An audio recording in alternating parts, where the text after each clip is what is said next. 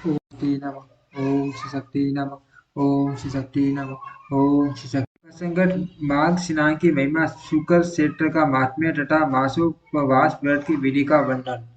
महादेव जी कहते हैं, भक्त वर कार्तिकेय, अब माघ स्नान का महात्म्य सुनो। महामते, इस संसार में आपके समान विष्णु भक्त पुरुष नहीं है। सकल सकल तीर्थ में श्री हरि का और मथुरा में श्री कृष्ण का दर्शन करने से मनुष्य को जो फल मिलता है, वही माघ मास में केवल स्नान करने से मिल जाता है। जो जितेंद्रिय, शांत शील और सदाचार युक्त होकर माघ मास में स्नान करता है, वह फिर कभी संसार संसार बंधन में नहीं पड़ता। इतनी कथा सुनाकर भगवान श्री कृष्ण ने कहा, सत्यभामा, अब मैं आपके सामने शुक्र क्षेत्र के महात्म्य का वर्णन करूंगा, जिसके विज्ञान विज्ञान मात्र मेरा सानिध्य प्राप्त होता है। 5 योजन विस्तृत विस्तृत शुक्र क्षेत्र मेरा मंदिर निवास स्थान है। देवी जो इसमें निवास करता है, वह गधा हो तो भी चतुर्भुज स्वरूप को प्राप्त होता है। 3303 हाथ मेरे मंदिर का परिमाण माना गया है। देवी जो अन्य स्थानों में 60,000 वर्षों तक तपस्या करता है, वह मनुष्य शुक्र क्षेत्र में आधे पर तक तप करने पर ही उठनी तपस्या का फल पाएगा। कुरुक्षेत्र के शनियति नामक तीर्थ में सूर्य ग्रहण के समय तुला पुरुष के जो फल बताया गया है,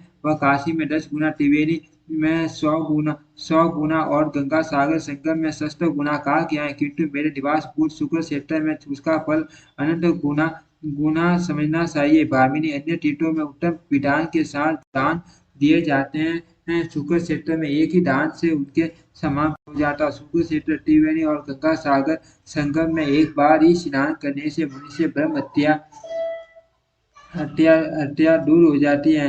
मनुष्य की ब्रह्म हत्या दूर दूर हो जाती है। पूर्व काल में राजा अलग ने शुक्र क्षेत्र का महात्म्य श्रवण करके सातों द्वीपों सहित पृथ्वी का राज्य प्राप्त किया था। कार्तिकेय ने कहा, भगवान, मैं व्रतों में उत्तम मासोपवास व्रत का वर्णन सुनना चाहता हूँ, साथ ही उसकी विधि एवं यथोचित फल को भी श्रवण करना चाहता हूँ। महाराज जी बोले, बेटा, आपका विचार बड़ा उत्तम है।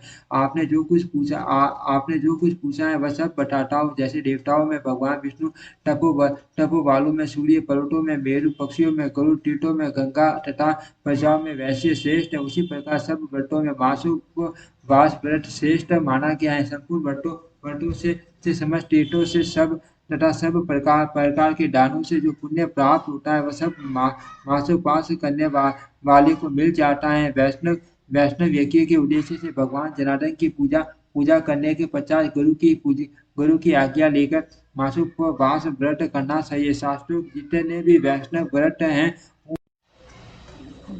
उन सबको तथा व्रत को करने के पश्चात मासोपास व्रत करना करना उचित है। अतिकस, पुराक और सांड्रयन व्रतों का अनुष्ठान करके गुरु और ब्राह्मण की आज्ञा से मासोपास व्रत करे। अश्विन मास की शुक्ल पक्ष की एकादशी को उपवास करके 30 दिनों के लिए इस व्रत को ग्रहण करे। जो मनुष्य भगवान वासुदेव की पूजा करके कार्तिक मास भर उपवास करता है, वह मोक्ष फल का भागी होता है। भगवान के मंदिर में जाकर तीनों समय भक्ति पूर्वक सुंदर मालती, नील कमल, पंच सुगंधित कमल, केसर, खस, कपूर, उत्तम चंदन, नैवेद्य और धूप दीप आदि आदि श्री जिनार्दन का पूजन करे। मन, वाणी और क्रिया द्वारा श्री गुरु ध्वज की आराधना में लगा रहे। स्त्री पुरुष विधवा जो कोई भी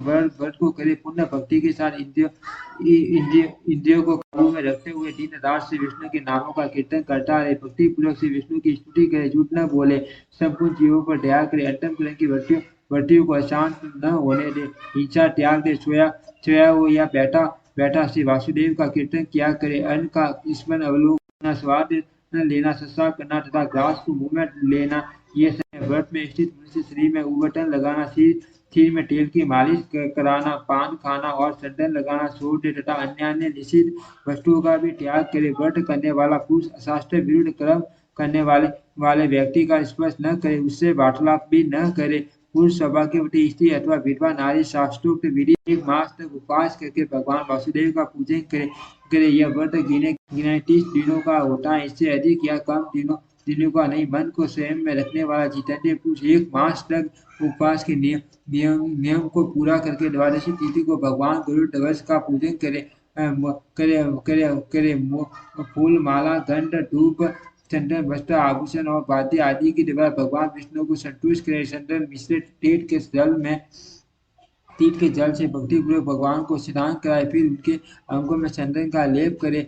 लेप करके गंध और पुष्पों से श्रृंगार करे, फिर वस्त्र आदि का दान करके उत्तम ब्राह्मणों को भोजन कराए, उन्हें दक्षिणा दे और प्रणाम प्रणाम करके उनसे तृतीय तृतीय के लिए समय याचना करे। इस प्रकार मासोपवास पूर्वक जनार्दन की पूजा करके ब्राह्मणों को भोजन कराने से मनुष्य श्री विष्णु विष्णु लोक में प्रतिष्ठित होता है। मंडप में उपस्थित ब्राह्मणों को बार बार इस प्रकार कहना चाहिए, देवीश्वरों, इस व्रत में जो कोई भी कार्य मंत्रहीन क्रियाहीन और सब प्रकार के साधनों एवं विधियों से हीन हुआ हो, वह सब आप लोगों के वचन और प्रसाद से परिपूर्ण हो जाए। कार्तिकेय, इस प्रकार मैंने आपसे मासोपवास की विधि का यथार्थ वर्णन किया। ओम श्री शक्ति नमः।